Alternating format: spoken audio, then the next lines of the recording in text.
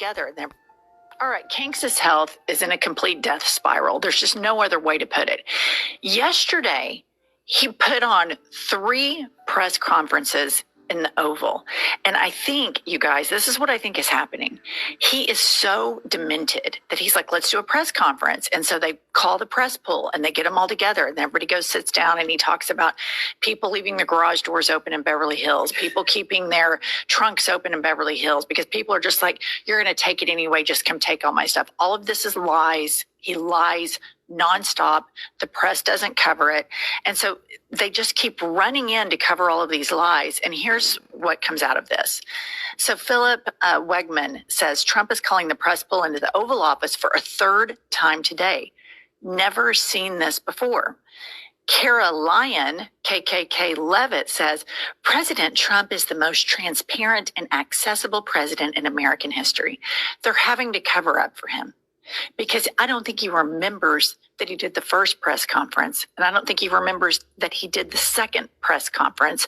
And I don't think he remembers that he did the 3rd press conference, because that's how advanced the dementia is, the cognitive decline. This is before I even get to the muffin top cankles, which is why we call him Kanks, and these bruises all over his hands.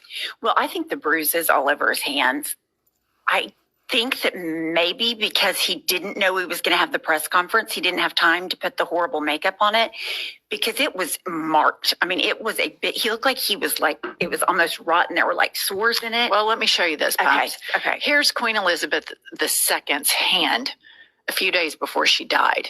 And you can see the close up, and it has a bruise.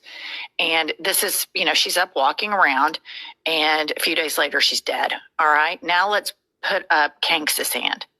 Here's Kanks's hand in the Oval Office yesterday when he mistakenly does 3 press conferences in a row, crammed with all of his cabinet behind him, doting on, looking at him, nodding their heads. And I can't help but think that there's something really insidious going on, that they keep telling him, oh, you're in charge, big guy. Let's go do another press conference. Sure, keep going, because I think Stephen Miller and others, Peter Thiel, Elon Musk, have massive plans, because you're seeing an authoritarian ramp up right now. You have them talking about taking over American cities. Nobody shit talks this country as much as MAGA does.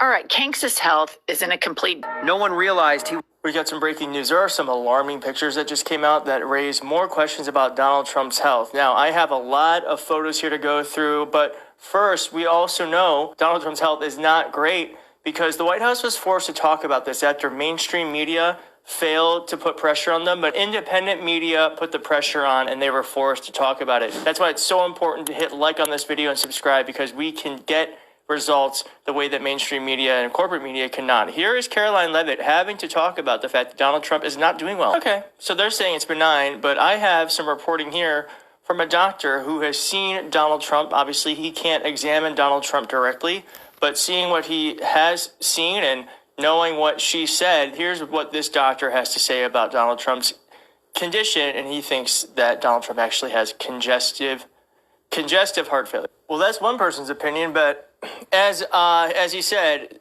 this is very obvious, because Donald Trump has been taken photos of many times where the makeup on his hand is just completely obvious.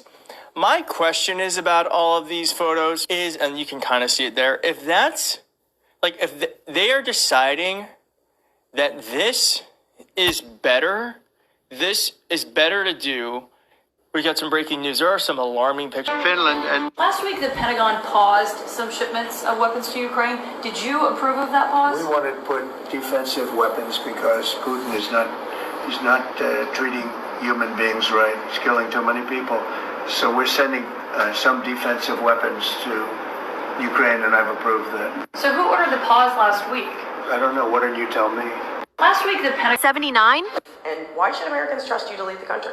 Well, I've gotten a lot of good on-the-job training in the last 200 days, but also say that the president is in incredibly good health. He's got incredible energy.